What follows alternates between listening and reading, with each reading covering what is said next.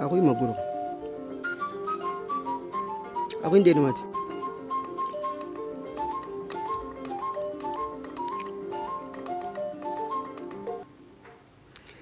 Trésor à Coloma, bonsoir à tous, je vous donne l'information.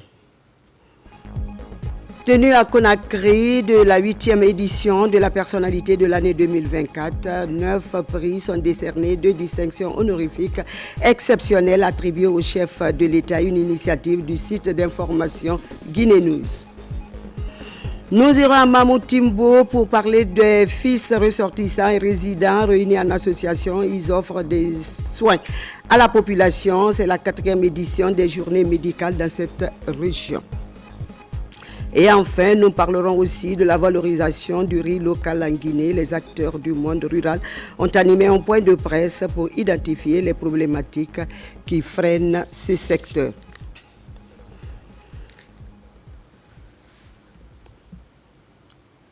Bonsoir à tous et bienvenue tout d'abord à Kindia. Les correspondants régionaux et journalistes de DEX centrale de l'agence guinéenne de presse font une mise à niveau sur la captation visuelle, le montage et la narration audiovisuelle. L'objectif est d'amener les journalistes à se qualifier dans le traitement des informations locales. Makeme Dozo était dans la région des Agrumes. Voici son compte rendu. C'est une nécessité pour la direction générale de l'agence guinéenne de presse de former les correspondants régionaux et journalistes de DEX centrale sur les outils numériques de collecte, de traitement et de diffusion de l'information. L'AGP, dans sa vision de rester compétitive, ambitionne de proposer des contenus plus pertinents avec une meilleure qualité d'image et de son. Avec cette formation, les correspondants régionaux et préfectoraux de l'AGP vont ainsi devenir plus actifs et participer efficacement à la mutation technologique en cours à l'AGP dans les méthodes de travail. Les correspondants de l'AGP, ils sont plus présents sur toute l'étendue du territoire. Normalement, ce qu'ils doivent faire doit être net et précis. C'est pourquoi on doit les former aux nouvelles techniques de prise de vue, au montage et l'envoi rapide des images. Cette formation se tiendra 4 jours durant dans la ville des Agrumes. Le but de l'AGP est de renforcer ses productions audiovisuelles. Aujourd'hui, nous vivons une époque où l'information voyage plus rapidement, où la concurrence est plus rude et où les attentes du public sont plus élevées. En tant qu'agence de presse nationale, nous avons la responsabilité de produire une information de qualité, mais également de la rendre accessible sous les formats modernes, attrayants et percutants. La chef de cabinet a, au nom du ministre de l'Information et de la Communication, expliqué aux participants la nécessité de moderniser les pratiques et travailler avec les outils numériques en région. L'environnement numérique impacte fortement le processus de collecte, de traitement et de diffusion des informations. Il impose aux journalistes une meilleure maîtrise de l'outil informatique, la rigueur et l'éthique dans l'exercice de la profession, ce qui leur permettra d'assumer avec efficacité la lourde responsabilité de combattre la désinformation et de promouvoir une information véridique et constructive. À cet effet, elle assure l'interface dans la transmission professionnelle des informations, veille à la préservation de la paix et de l'image du pays en luttant contre la désinformation. Un axe essentiel dans la dynamique de refondation prôné par son Excellence le général d'armée Mamadi Doumbouya. L'agence guinéenne de presse est l'organe central chargé de la collecte des informations à l'intention des médias, des institutions nationales et des structures homologues étrangères. Aujourd'hui, elle opère une profonde mutation pour demeurer plus proche des populations et livrer des informations diversifiées et crédibles. Parlons aussi de la 8e édition de la personnalité de l'année 2024, une initiative du site d'information Guinée News. 9 prix sont décernés, notamment 2 distinctions honorifiques exceptionnelles attribuées au chef de l'État général Mamadi Doumbouya pour les multiples réformes engagées. L'autre distinction est délivrée à Sekou Girassi pour sa performance internationale, comme disent Mikini Moussa Kamara et Abdoulaye Diallo. On les écoute. Lors de la 8e cérémonie de la personnalité de l'année 2024 du site d'information Guinée News, deux grandes figures de notre patrimoine commun sont particulièrement honorées. Il s'agit du général Mamadi Doumbouya, président de la République, bâtisseur de la Guinée nouvelle et concepteur du programme Simandou 2040, une vision qui suscite tant d'espoir en Guinée. Ensuite, Serou Guirassy, un footballeur guinéen ayant brillé sur la scène internationale par sa performance. Le travail bien fait est célébré. C'est une cérémonie de récompense des meilleurs Guinéens, ceux qui ont marqué la Guinée lors de l'année précédente. En 2024, nous avons estimé qu'il y avait 9 personnes qui se sont véritablement détachées, mais parmi les 9, 2 ont le plus marqué. Il s'agit d'abord du président de la République, le général Mamadi Doumbouya, pour sa vision 2040, qui fera de ce pays un pays émergent d'ici 15 ans. Et toutes les œuvres qu'il a eu à faire au cours de l'année 2024. En plus du président Mamadi Doumbouya, il y a le footballeur Serou Guirassy, qui également a été l'Africain le plus prolifique, qui a marqué le plus de buts lors de l'année 2024. Donc pour tous ces mérites-là, Guinée News a décerné conjointement le prix de la personnalité de l'année au président Mamadi Doumbouya et au footballeur Serou Guirassy. Serou Guirassy n'est plus notre fils. Il est devenu le fils de la République de Guinée. Merci au gouvernement et aux organisateurs de cet événement pour cette marque de reconnaissance. Cette personnalité de diverses activités socio-économiques de la nation sont décorées pour leur professionnalisme et le sens d'innovation dans leurs secteurs respectifs, parmi lesquels figure Fana Souma, ministre de l'Information et de la Communication. Le juriste Ibrahima Sori Tunkara pour la gestion remarquable du procès du 28 septembre 2009. L'orpailleur Tidiane Koïta, connu sur le terrain humanitaire. C'est un grand honneur et une grande fierté de recevoir une reconnaissance. On peut travailler longtemps, avoir plein d'activités et rester dans l'ombre. Donc quand on est reconnu, quand le travail qui est fait est reconnu, c'est toujours une grande fierté. Chacune d'elles a remporté de distinctions importantes, consolidant ainsi leur place parmi les grands acteurs pour le décollage économique de la Guinée.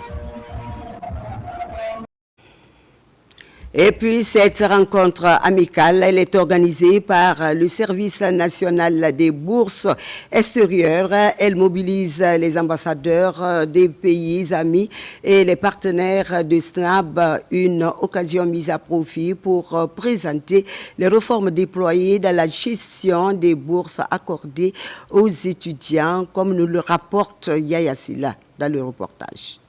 Le service national des bourses extérieures, le SNAB, est la porte de sortie et d'entrée des étudiants guinéens en quête de qualification pendant leur cursus universitaire et post-universitaire en Guinée. Un outil qui se veut utile et dynamique pour la qualification de l'administration guinéenne face aux enjeux de développement socio-économique amorcés par le gouvernement guinéen. Ce moment constitue une opportunité privilégiée pour dresser le bilan de l'évolution de notre institution, mettre en lumière les progrès significatifs réalisés et envisager avec ambition les perspectives qui s'offrent à nous. Le SNAB est devenu un catalyseur de transformation où prévalent la coopération, l'écoute, l'innovation et l'engagement. C'est le système intégré de gestion des bourses extérieures qui nous permet aujourd'hui de dire dans quel pays sont nos étudiants, dans quelle spécialité, à quel niveau d'études. Ce programme nous a aussi permis d'implémenter un des projets qui tenait beaucoup à cœur au président de la République, savoir le projet de dématérialisation des pays des bourses. On a donc lancé un partenariat qui, à ce jour, fonctionne très bien avec la société Paycard, qui nous permet aujourd'hui de doter tous nos étudiants de cartes de paiement afin de leur faire un virement. Le conseil d'administration de SNAB, qui suit les réformes soutenues par la hiérarchie, loue la bonne orientation des cadres du SNAB vers la performance. Général Mamadi Doumbouya, à mon avis, est celui qui s'est le plus investi dans le développement de l'éducation. La mise en place du SNAB. Vous avez également les écoles préparatoires aux grandes écoles. Donc, à mon avis, il a posé les fondements, les jalons d'un développement économique harmonieux de la Guinée.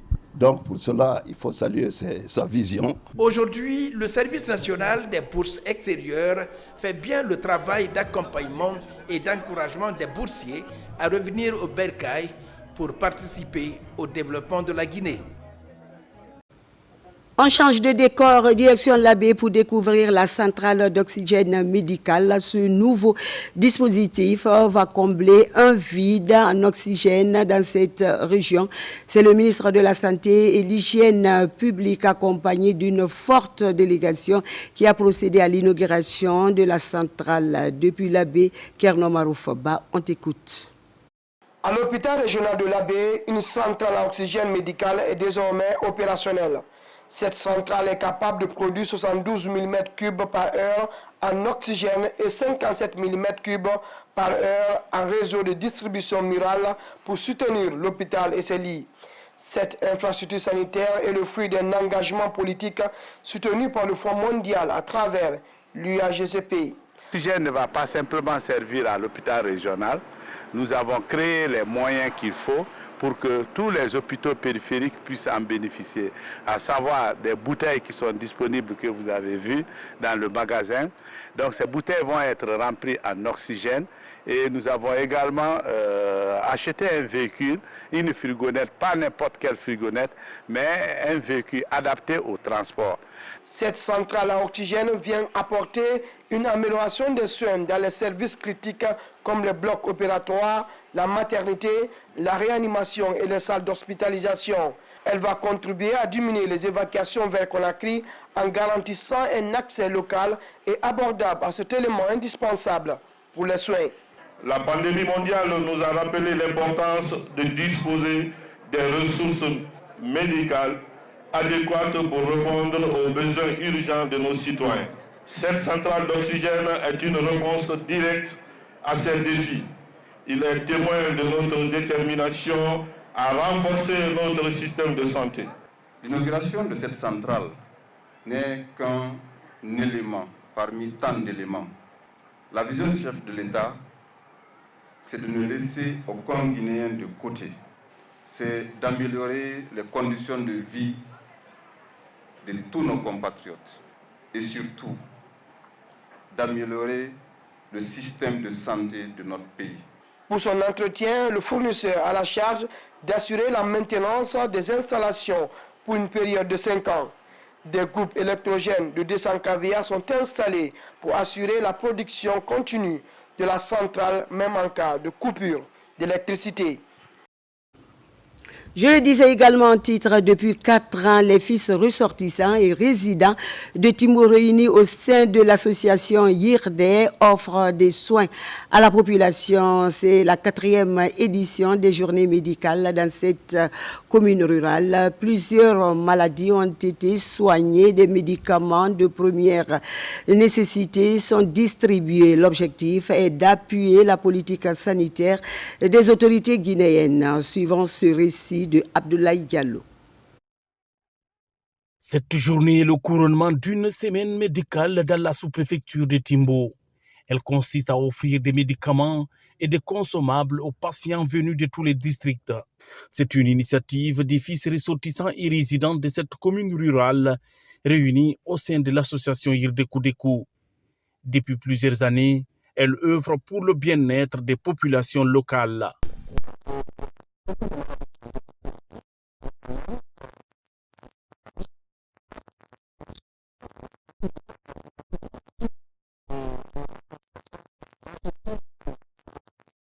Cette 4e édition touche toutes les catégories d'âge, notamment les enfants et les personnes âgées.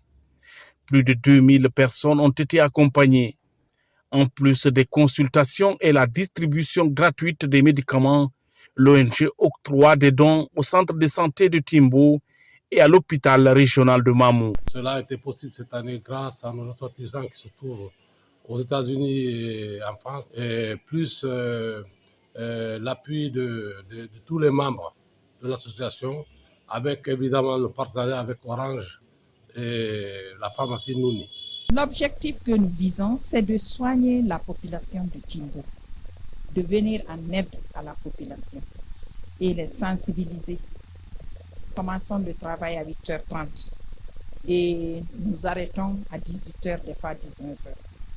Mais tous les jours, nous recevons des fois 300, des fois 300 et quelques malades par jour que nous consultons. Les autorités administratives saluent cette action humanitaire qui vient appuyer la politique sanitaire du gouvernement guinéen. Nous sommes à la fin des semaines médicales, à Timbo encore. Et tout ça là, c'est grâce à la bonne volonté du général Mamadi Doumbia, président de la République, qui a demandé que tout le monde, chacun doit faire un peu pour le développement de son pays. Et j'ai compris que ces ressortissants, les fils, filles dignes de Timbo, ont compris qu'ils sont dans l'esprit des CNRD pour le développement de la localité, de la communauté. L'association Yirdekou, basée à travers le monde, ne compte pas s'arrêter là. Elle prévoit d'organiser la 5e édition de la semaine médicale suivie d'une formation des agents de santé basée dans la préfecture de Mamou. Aussi, un important lot d'équipements médicaux au CHU Yansdine. C'est un geste de l'ONG Paroles et des Actes. Ces équipements vont renforcer la capacité de diagnostic et de prise en charge des patients. Ça a marathoné pour le complément d'information. Des lits d'hospitalisation, des plateaux techniques pour des opérations, des fauteuils roulants, des échographes, des couveuses et autres appareils de prise en charge. Le don est de l'ONG des Paroles et des Actes. Ces équipements sont destinés au CHU Yansdine en vue de faciliter la prise en charge des patients. Notre pays aujourd'hui est engagé dans le programme Simandou 2040. Et vous le savez, le 5e pilier de ce programme est la santé et le bien-être des populations guinéennes. Donc, cette ONG est aujourd'hui en train de contribuer à la mise en œuvre de ce pilier 5 du Simandou 2040. Établissement confronté à des problèmes d'équipement compte tenu de son âge et des besoins ressentis de la population. Ce don est fait de lits, des lits médicalisés. Et on a dit tout à l'heure, c'est des équipements qui sont certifiés, donc qui répondent aux normes internationales. Donc on est très content d'avoir ces équipements-là. Ces gestes de solidarité de l'ONG des Paroles et des Actes n'est pas le premier en faveur des structures sanitaires guinéennes. On a déjà envoyé une ambulance pour le centre de santé de Moussaya, dans la préfecture de Folkaya, avec des équipements de première nécessité d'une valeur de 10 000 €. C'est nous aussi qui avons réhabilité le centre de santé de Afia, qui est le centre de santé le plus fréquenté de la commune de Dixine, qui couvre plus de 10 000 âmes. Et on vient de mettre en place une coopération médicale entre le CHU d'Ignasdine, le CHU d'Onka et le CHU d'Orléans. À l'image du CHU Ignasdine, l'ONG des Paroles et des Actes compte étendre son appui aux autres structures sanitaires du pays. Objectif, contribuer à l'amélioration de la capacité de diagnostic et de prise en charge des patients. Et puis, suite à une concertation des producteurs du riz et des partenaires sur la valorisation du riz local en Guinée, les acteurs du monde rural ont animé un point de presse à Conakry. Il était question d'identifier les problématiques qui freinent le secteur agricole et apporter des plaidoyers auprès des décideurs pour améliorer la productivité, mais aussi de valoriser le riz local sur le marché. On regarde ce reportage de Marwan Kamara. Ce point de presse apporte des compléments d'information sur la large concertation des producteurs de riz. Une plateforme de valorisation du riz local mise en place par la Confédération nationale des organisations paysannes de Guinée en synergie avec le cadre national de concertation des riziculteurs de Guinée à travers l'appui du ROPA, réseau des organisations paysannes et producteurs de l'Afrique de l'Ouest. Faire la reconnaissance du cadre national de concertation des riziculteurs de Guinée comme étant un outil qui doit servir, n'est-ce pas, l'ensemble des producteurs rizicoles, en accompagnant les décideurs, en prenant contact avec les partenaires pour booster un peu les réflexions, pour résoudre la problématique liée au développement du riz. Cet engagement collectif permet aux acteurs de réfléchir autour des problématiques qui freinent le secteur agricole en Guinée. Il faut d'abord maîtriser le sol, il faut maîtriser l'eau, donc la maîtrise totale donc, des aménagements. Ensuite, faire un diagnostic, donc faire les aménagements avec donc, les producteurs, et après ça, mettre en valeur les domaines. Mais après la mise en valeur des domaines, il faut aussi que la population s'en approprie. En faisant quoi? En assurant la gestion, l'entretien et la maintenance. Face à la consommation sans cesse croissante du riz par les populations, il y a une nécessité urgente de booster la production locale afin de renforcer la sécurité alimentaire. Pour pallier à ces responsabilités que nous, professionnels, nous voulons jouer notre rôle et notre partition pour interpeller non seulement l'État par rapport à notre implication dans les projets, les stratégies et les programmes de développement rizicole, mais aussi demander aux partenaires de nous appuyer par rapport au renforcement des capacités en termes de formation, d'équipement pour améliorer la qualité de riz. La prise en compte de ces recommandations inscrites dans un plaidoyer pourrait corriger les dysfonctionnements pour développer la productivité et la commercialisation du riz local sur le marché national et international.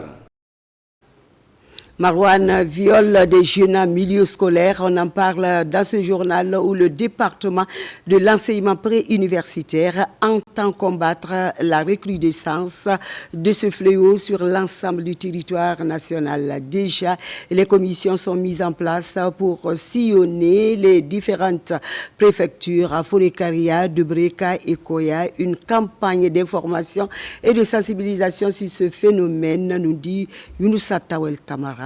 On l'écoute. Ces derniers temps, le viol des jeunes filles devient de plus en plus fréquent dans certains établissements scolaires du pays.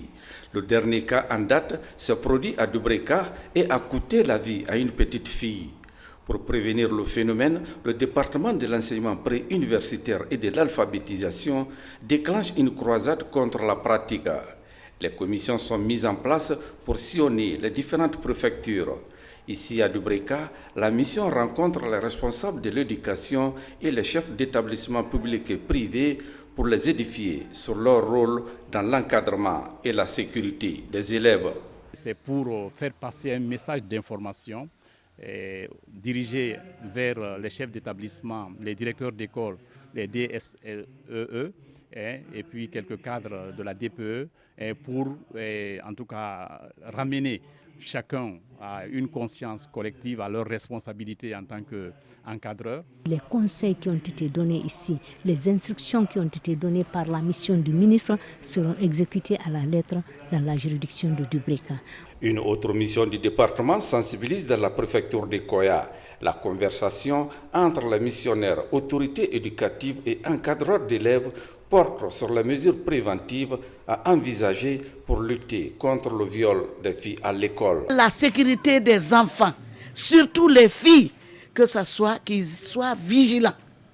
Du début de l'activité à la fin, les kermesses, les sports, ou bien des activités culturelles, n'importe, ou des conférences, qu'ils essaient à la rentrée et à la sortie des élèves jusqu'à la maison, qu'ils soient responsables. La préfecture de Forêt-Karia n'est pas restée en marge de cette campagne d'information et de sensibilisation. Après avoir écouté attentivement les missionnaires, les enseignants de la préfecture se sont concertés pour faire un rapport axé sur les mesures préventives contre le phénomène à l'école. Sécuriser les portes des salles de classe et des latrines. Identifier et détruire les lieux de regroupement des élèves autour des écoles. Contrôler les relations entre élèves et élèves, entre les élèves et enseignants. Sur soi, le renvoi massif des élèves pendant les heures de cours. Évitez de donner les faux rendez-vous aux élèves pendant les cours de rattrapage et de révision. Cette campagne d'information et de sensibilisation sur le viol des filles va toucher toutes les préfectures du pays en vue de mobiliser tous les acteurs autour de cette question pour mieux combattre le phénomène.